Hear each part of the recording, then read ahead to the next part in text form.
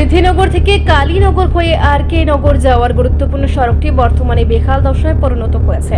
দীর্ঘদিন ধরে মাটি বহনকারী ভারী ট্রাকের অবাধ যাতায়াতের ফলে রাস্তাটির বিভিন্ন অংশ ভেঙে চৌচির হয়ে গেছে বলে অভিযোগ স্থানীয় বাসিন্দাদের। স্থানীয়দের দাবি, অতিরিক্ত গতিতে এবং অতিরিক্ত বোঝাই করে মাটি বহনকারী ট্রাকগুলো নিয়মিত এই রাস্তা ব্যবহার করায় সড়কের ব্যাপক ক্ষতি হয়েছে। অথচ দীর্ঘদিন পেরিয়ে গেলেও রাস্তা মেরামতের কোনো উদ্যোগ চোখে পড়ছে না।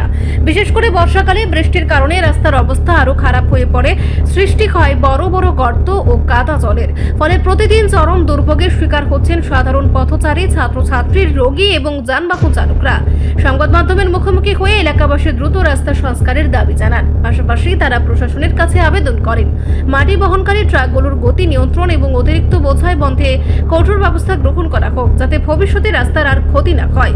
এখন দেখার বিষয়, জনদুর্ভোগের এই সমস্যার সমাধানে প্রশাসন কত দ্রুত কার্যকর পদক্ষেপ গ্রহণ করে। কইতে কই এটি ভাঙা ছিল, আপনারা তো এই রাস্তা দিয়ে আসা যাওয়া করতেছেন, কটা জায়গাটা এমনি রাস্তাটা ভাঙা আছে তো ভাঙা টাঙা, এদিকে দেখেন এই রাস্তা ভাঙা। এই রাস্তা কইতে কই আসা যাওয়া করেন? এই তো আমরা সোনপুর থেকে আসা যাওয়া করি। আসা যাওয়া করেন না? কয় কিলোমিটার মতন এমনি রাস্তাটা ভাঙা? বিদ্যানগর থেকে কালীনগর, কালীনগর থেকে কোন আছে এদিকে ভাঙা টাঙা আছে। ভাঙা বীজটা আছে নি ফুলুক সাবারি যে হুম এটার পরে রাস্তা ভাঙা আছে। এইটি পরে না?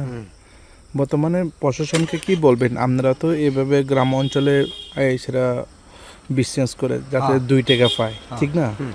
যদি রাস্তা যদি ভাঙা যদি থাকেন, আপনারা কিভাবে বিজনেস করেন? এই তো উল্টা আর রিক্সা টিক্সা ক্ষতিও।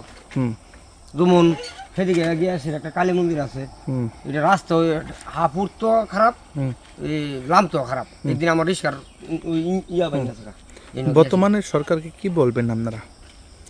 কি তা কম, সরকার তো দেখো দেখে না।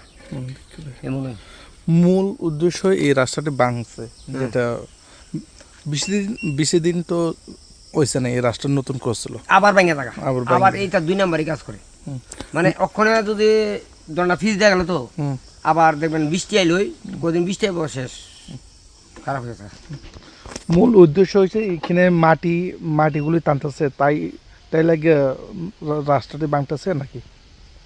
ফিসটা দে, ফিসটা বালামতে ইয়ে করে দেয় না।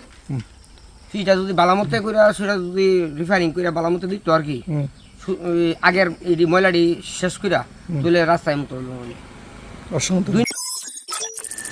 রিপোর্ট সংবাদ প্রতীক্ষা।